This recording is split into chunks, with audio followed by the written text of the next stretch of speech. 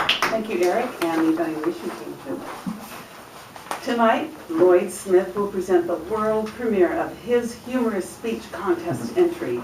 It's also Project 6, Vocal Variety, from the Confident Communication Manual. Lloyd Smith, Lloyd Smith, from the lagoon. From the lagoon, Lloyd Smith.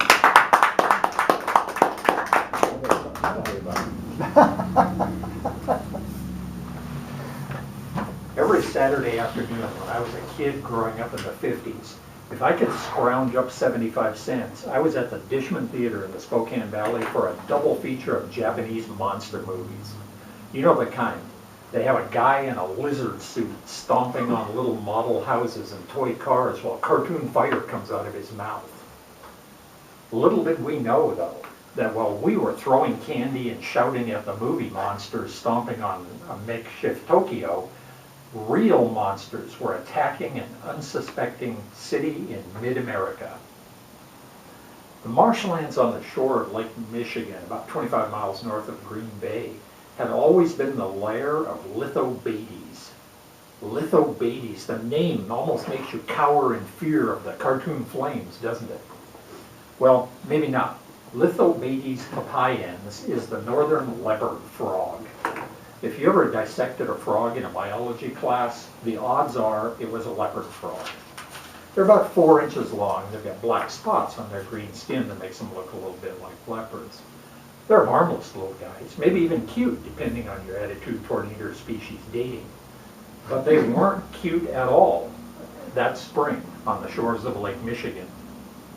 In a normal spring, as the weather warmed, the marshes would dry out and only about 1% of the leopard frog eggs would hatch into tadpoles and then mature into adult froghood. But the summer of 1952 was different. Odd wind patterns pushed the lake water into the marshes continuously all spring and summer, and about 10,000 times the normal number of frog eggs hatched and matured. And when they did, they were hungry. After they ate every housefly, dragonfly, snail, anything that moved in the marshes, they began hopping toward the unsuspecting little logging town of Oconto.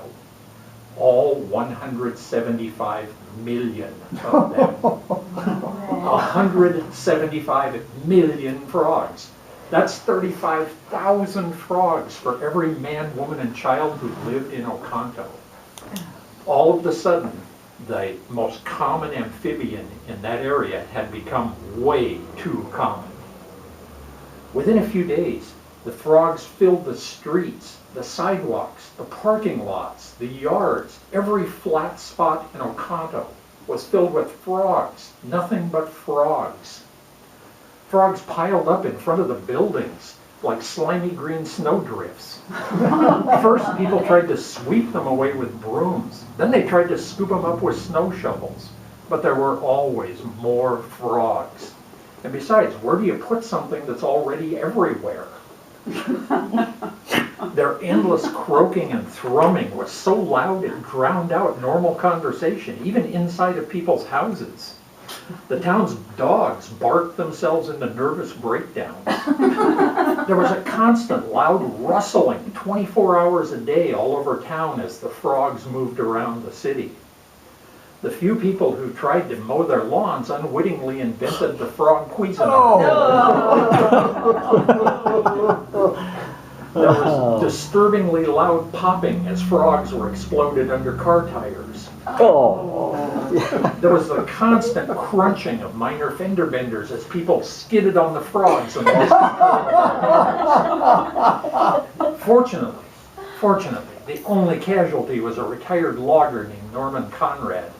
In the first couple days of the invasion, he heard some noise out in his front yard and shined a flashlight out the window.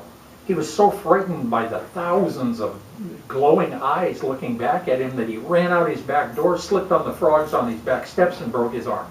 The real impact was psychological. There was nothing to look at but frogs. Nothing to think about but frogs. Nothing to dream about but frogs.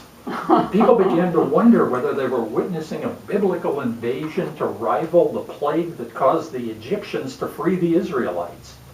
Everywhere there were frogs, nothing but frogs. And then as suddenly as the invasion began, it stopped. The frogs retreated over the course of about 2 weeks, and peace returned to Oconto.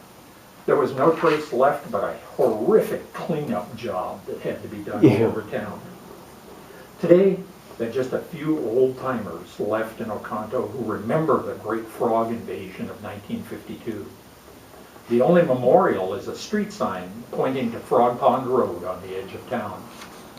But out in the marshes, the Lithobates papayans, the northern leopard frogs, are peering out of the darkness, softly croaking to one another, biding their time, waiting another year to come marching out. Or perhaps that should be hopping out. And it doesn't.